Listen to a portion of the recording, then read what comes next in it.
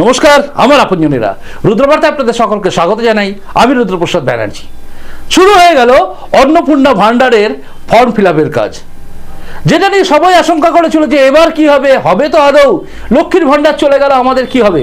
এই চিন্তা সকলের মধ্যে ঢুকে দিয়েছিল তৃণমূল কংগ্রেসের সুপ্ত কিছু মিডিয়া এখনো যারা রয়েছে, এবং আর বেশ কিছু বামপন্থীরা।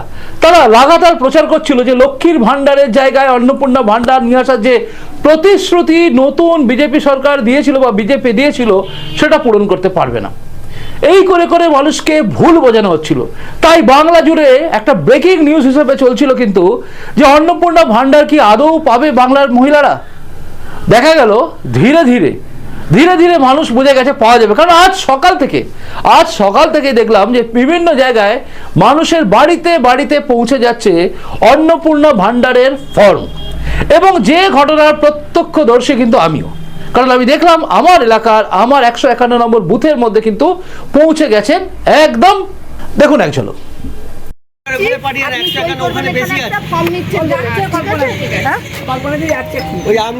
তাহলে আপনি অন্নপূর্ণা ভান্ডারের ফর্ম পেলেন?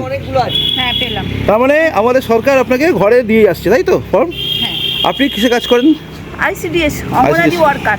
অঙ্গনওয়াড়ি ওয়ার্কার, বাহ। তাহলে 151 নম্বর বুথের এটা এলো, তাই তো? আপনি 151 নম্বর বুথের অন্নপূর্ণা ভান্ডারে পেয়ে গেলেন। সই করবেন, সই করে ফোন নাম্বার সই করবেন। একজনকে প্রথম দিলাম, সই করুন আর ফোন নাম্বারটা দেবেন। ওই 151 150 কি সমস্যা? কারণ আমার ফোন নাম্বার তাহলে আমার ফোন আনতে হবে, আমার মনে নেই। আমারও তো 151 বোঝা। ও তো নিয়ে নিন। 151? হ্যাঁ হ্যাঁ, ব্যাস, যার আছে নিয়ে নিন। নিয়ে যত তাড়াতাড়ি ফিল আপ করে জমা দেবেন তত তাড়াতাড়ি 3 তারিখে ওরা দেবে। তো আপনি যদি আজকে করে আজকেই দিয়ে দিতে পারেন, নাম্বারটা এনে দিচ্ছি 1 তারিখের মধ্যে এ করে। খাতা নয়, এইটা নেই। ভুল করে খাতা নিয়ে উনি চলে যাচ্ছিলেন উৎসাহের চোটে। আপনার নাম? জমাটা কে নেবে? জমাটা কে দেবে? কেউ আসবে, অবজারভার আসবে আচ্ছা, জমা নিতে। যদি কেউ ফিল আপ না করতে পারে সে উনি করিয়ে বলে দিয়েছে। আপনার নামটা কি জানো দিদি? আপনার নাম? আমার নাম কল্পনা মুখার্জি। কল্পনা মুখার্জি। হাতটা কেটে গেছে বলছি। এটা ধরুন, এখানটার নামটা লিখুন, নিচে ফোন নাম্বার লিখবেন। হ্যাঁ, কেউ পাবে না, অন্নপূর্ণা মেয়েদেরই পাবে না। হ্যাঁ, আর কেউ আছে এখানে কাছাকাছি? অনেকে আছে, অনেকে আছে। আর কেউ বয়স্ক ভাতার ফর্ম পাওয়া যাবে না? না, এখন ওইসব নয়। অন্নপূর্ণা যোজনার এসেছে, অন্নপূর্ণাটাই নিয়ে নিন। ঠিক আছে। পরে যখন যে আসবে তখন এইখানে সই করুন।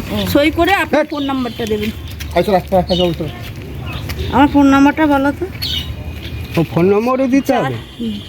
হ্যাঁ, যে নিচ্ছে তার ফোন নাম্বারটা। তাহলে অন্নপূর্ণা ভান্ডারের ফর্ম পেয়ে গেলেন? আপনিও পেলেন? হ্যাঁ, বলুন। পেলেন তো? বলতে হবে তোমাকে। হ্যাঁ, পেলাম।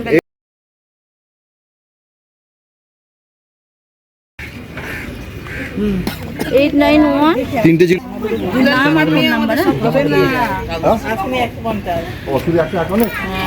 আমার হবে 151। কত নম্বর বুথ? 151। বয়স কত হয়েছে? 60 পেরিয়ে গেছে? ভোটার লিস্ট অনুযায়ী পেরিয়ে গেছে? 60 বছর হয়ে গেলে, উপরে হয়ে গেলে হবে না। আচ্ছা, আর কি পেলেন আপনি? কি পেলেন এটা? তাহলে বাড়িতে এসে পেয়ে গেলেন, তাই তো? আপনি খুশি তো? দেখলেন, অর্থাৎ সরকার মানে জনতার সরকার। আমাদের সকলের স্বপ্ন ছিল এমন একটা সরকার আসুক যে সরকার জনতার সরকার হবে, মানুষের কথা ভাববে, মানুষের জন্য ভাববে। যেদিন থেকে শুভেন্দু অধিকারী মানে আমাদের সকলের প্রিয় দাদা মুখ্যমন্ত্রী হিসেবে শপথ নিয়েছেন, সেদিন থেকেই আমরা জানি যে এই রাজ্যে আমরা দেখব সেই সরকার, যে সরকার মানুষের জন্য কাজ করবে। প্রতিটা বিষয়ে খুঁটিনাটি কিন্তু নজর রাখছেন আমাদের সকলের প্রিয় দাদা শুভেন্দু অধিকারী, এবং তিনি প্রত্যেকটা বিষয়ে নজর রাখছেন। তাই তার নজর থেকে কোনো কিছু এড়িয়ে যাচ্ছে না। আপনারা কেউ বিচলিত হবেন না। যারা ফর্ম ফিল আপ করতে পারবেন না তাদের প্রত্যেকের বাড়িতে আমাদের পক্ষ থেকে লোকেরা যাবে।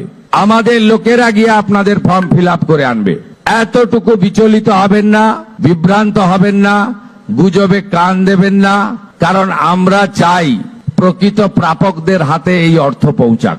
আমরা চাই না কোনো অভারতীয়র অ্যাকাউন্টে এই টাকা যাক। আমরা চাই না যে পুরুষদের অ্যাকাউন্টে মহিলাদের এই কর্মসূচির টাকা যাক। ইতিমধ্যে রাজ্যের বহু জায়গা থেকে অবৈধভাবে পুরুষরা যারা লক্ষ্মীর ভান্ডার পাচ্ছিলেন গ্রেপ্তার হয়েছেন। আমি দেখছিলাম আমাদের আরেক বিধায়িকা অগ্নিমিত্রা পাল, তিনি কিন্তু পরিষ্কার করে বলেছেন যে এই অন্নপূর্ণা ভান্ডারের 12 পাতা নিয়ে যারা বিভ্রান্তি ছড়াচ্ছেন তারা কেন ছড়াচ্ছেন। অর্থাৎ 12 পাতাটা বড় কথা নয়, 12 পাতা ফর্ম যারা পেয়েছেন, আমি দেখছিলাম আমার এলাকায় পটপট করে খালি ফোন আসছে, দাদা এগুলো তো করে ফেলেছি, এইটুকু বাকি আছে। মানে কোথাও দলিল তো আমার নেই, কি করব? তাই নেই। এখন আর কারোর মনের মধ্যে প্রশ্ন নেই যে বাবা স্বামী সরকারি চাকরি করে, তাহলে স্ত্রী কি পাবে নাকি পাবে না। এখন সবাই বুঝে গেছেন স্বামী সরকারি চাকরি করুন আর স্বামীর ব্যবসায়ের আইটি ফাইলই থাকুক, স্ত্রীর যদি না থাকে, অর্থাৎ মহিলার যিনি বেনিফিশিয়ারি, অর্থাৎ যিনি টাকাটা পাচ্ছেন অন্নপূর্ণা ভান্ডার, তার যদি না থাকে তিনি কিন্তু পাবেন।